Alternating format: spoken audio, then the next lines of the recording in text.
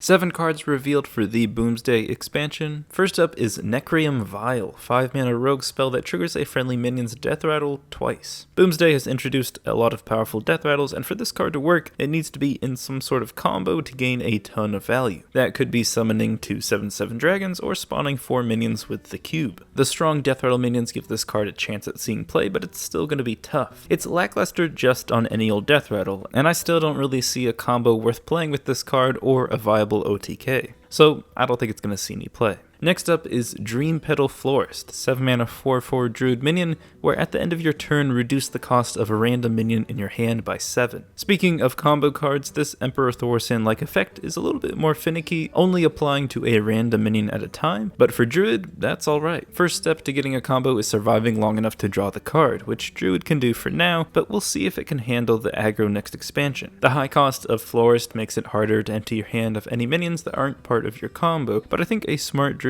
player can still work through this. A combo deck that requires card reduction is not only slow, but with Florist it has to be much more precise than previous Thaurissan combos. Druid will be able to find a decent combo with Malagos, Cube, or Gloop Sprayers, but I think other druid decks that can handle aggro better are going to take precedence. Petal Florist will enable some fun combo decks each expansion to come, but it's not going to be in one of the top competitive decks for Boomsday. Next up is the Soularium, 1-mana legendary warlock spell that draws 3 cards and at the end of your turn, discard them. 1 mana, draw 3 is a great deal, especially if you can play all 3 cards so they aren't discarded. This is amazing draw for Zoolock, who can use this in the later turns to reload their board and make one final push for lethal. Being a legendary, a lot of luck rides on this card being drawn at the right time for this deck. Too early and it's a dead card. Too late and your opponent has stabilized the board. You can play around with Soularium and discard Warlock, but it will mostly be used as a nice boost to Zoolock. Next up is Arcane Dynamo, 6-mana 3/4 neutral minion with the battle cry, discover a spell that costs 5 or more. So this is a more expensive version of Storm Chaser, which makes sense considering it's available to all classes. In some classes, this can draw you the legendary spell. Rogue can get Myra's Unstable Element, and then they can Academic Espionage or go for a Mechathune Win. It's a risky strat, but still, Arcane Dynamo gets you the legendary spell to start enacting your game plan. But if you look at the other classes and non-legendary spells, there's nothing really special you can do with this card. Mage lets you draw a big board clear, which you can already do with Raven Familiar, and Priest has some later game spells. Shaman, you can get more Bloodlust. The point is, this card's specialized draw and terrible stats make it best for a combo deck, not just drawing expensive spells. If any of the legendary spells become instrumental to a deck's game plan, then the poor tempo might be worth the guaranteed draw. It'll be interesting to see what happens. I'm especially looking forward to the Shaman legendary spell to see if Arcane Dynamo will see play in addition to Storm Chaser. Next is EMP Operative, 5-mana 3/3 with a battle cry, destroy a mech. So this is anti-mech tech. If there's a few mech decks terrorizing the meta that create these massive mechs, then other decks might include this card. One thing this does tell me is that Blizzard at least thinks mechs are going to be good enough where this option would be viable to some players. There's a lot of mechs this expansion, and not just for decks trying to build around magnetic synergy, so maybe this is more applicable across all classes. Personally, I don't think the mech decks will take over the meta this expansion enough to need EMP Operative.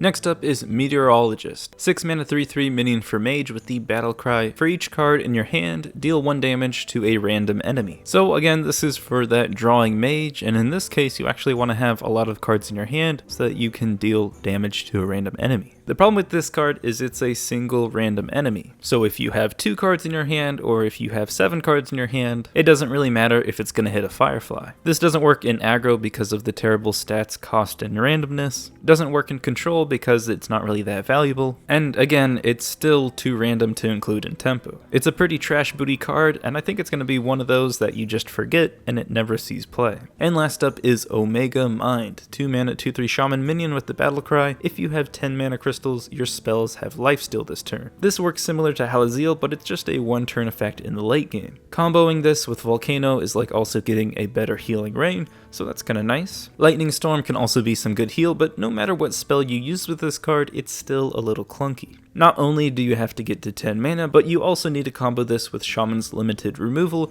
which you probably will be tempted to play before you get to 10 mana. This is why I think while a Shedrock deck could use the heal, it would also have trouble using this card effectively. Bold prediction, but I don't think a Shedrock deck will see competitive play next expansion. And less of a bold prediction, I don't think a Megamind is going to see play either. Those are all the cards for now. There will be 3 more in tonight's video, but until then, ta-ta.